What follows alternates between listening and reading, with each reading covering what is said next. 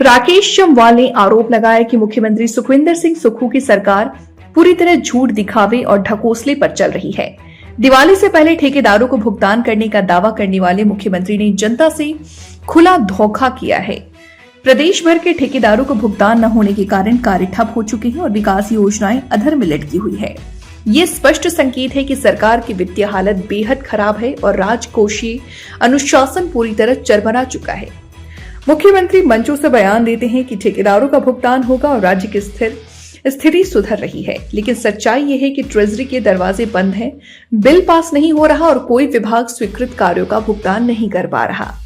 विधायक निधि के कार्यों की फाइलें महीनों से कोषागार में धूल खा रही है और सरकार झूठे दावों से जनता को भ्रमित कर रही है। दरअसल सुंदरनगर में लगभग 3 करोड़ 73 लाख रुपए की लागत से बनाए गए आधुनिक सुविधाओं से युक्त विश्राम गृह का निर्माण पूरा हो चुका है, लेकिन करीब 1 करोड़ रुपए का भुगतान लंबित रहने के कारण ठेकेदार ने इस भवन पर ताला जड़ दिया। भवन में केवल फर्नीचर लगाया जाना शेष है, परंतु पिछले 1 वर्ष से विभागीय आर्थिक संकट के चलते ये भवन हैंडओवर नहीं हो पा रहा है।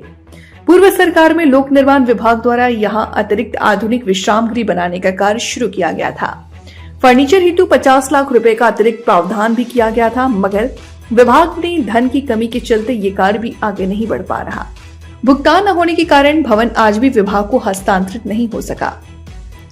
जम्वाल ने कहा कि दिवाली से पहले भुगतान की बात करना और फिर उसे पूरा न करना इस सरकार के विश्वासघात की पराकाष्ठा है। जो सरकार अपने ही ठेकेदार और कर्मचारियों का पैसा रोक ले, वो विकास के नाम पर प्रदेश को केवल मंदी और अराजकता की ओर धकेल सकती है।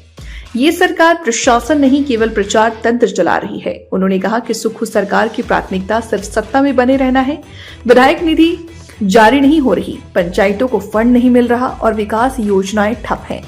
मुख्यमंत्री की कथनी और करनी में इतना फर्क है कि जनता का भरोसा अब उनसे खत्म हो चुका है। जम्वाल ने कहा कि कांग्रेस सरकार अब पंचायत चुनाव से भागने के लिए डिजास्टर एक्ट और सड़कों की दयनीय स्थिति का बहाना बना रही है, जबकि पिछले 2 वर्षों में आपदा प्रभावित सड़कों की मरम्मत तक नहीं हो पाई। 2023 की आपदा में क्षतिग्रस्त सड़कें आज तक जस की तस पड़ी हैं, जिससे ग्रामीण क्षेत्रों का विकास पूरी तरह बाधित हो गया है। उन्होंने कहा कि सुक्खू सरकार ने हिमाचल को ठहराव, ठगी और ठप व्यवस्था का प्रतीक बना दिया है। जनता को बिजली, पानी, सड़क और रोजगार की मूलभूत सुविधाएं देने में ये सरकार असफल रही है और अब अपने झूठे दावों से समय काट रही है। सुक्खू जी की कांग्रेस की सरकार ताले वाली सरकार के रूप में जानी जा रही थी, क्योंकि पहले सरकार ने सारे संस्थान बंद करके वो सारे कार्यालय और संस्थानों पर ताले लगाए थे।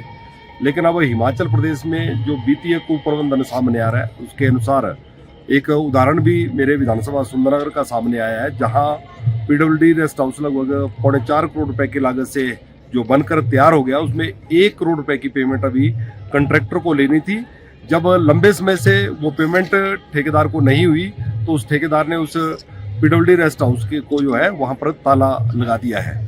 तो कुल मिलाकर जिस प्रकार से हिमाचल प्रदेश के मुख्यमंत्री सुखविंदर सुक्खू जी ने वायदा किया था कि दिवाली से पहले सभी ठेकेदारों को पेमेंट मिल जाएगी, क्योंकि ये मात्र मामला ठेकेदारों का नहीं था, क्योंकि कंट्रैक्टर आगे पेमेंट जो है लेबर को देते हैं। लेबर बाजार से दुकानदारों से अपना सामान लेते हैं, रोजमर्रा की जरूरतें उनकी उससे पूरी होती है। और जहां दिवाली के समय भुगतान नहीं हुआ, वहीं हिमाचल प्रदेश में ठेकेदार एसोसिएशन जो है संघर्ष समिति बनाने पर भी आज उतारू हो गई है। और आज अव्यवस्था का आलम इस प्रकार से हो गया कि अब जनता ने और ठेकेदारों ने तय कर लिया है कि इन सरकारी संपत्तियों के ऊपर हम अपना ताला लगाएंगे, जिसकी शुरुआत जो है वो सुंदरनगर से हो चुकी है।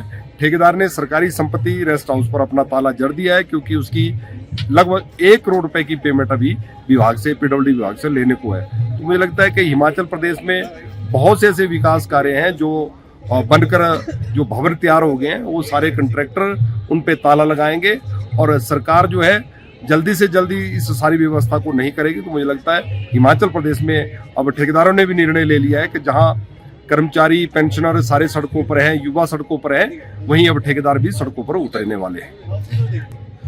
हिमाचल प्रदेश में वित्तीय कुप्रबंधन के बहुत से मामले जो है वो सामने आ रहे हैं, लेकिन हिमाचल प्रदेश के मुख्यमंत्री जी बार बार कह रहे हैं कि 2027 में हिमाचल आत्मनिर्भर होगा।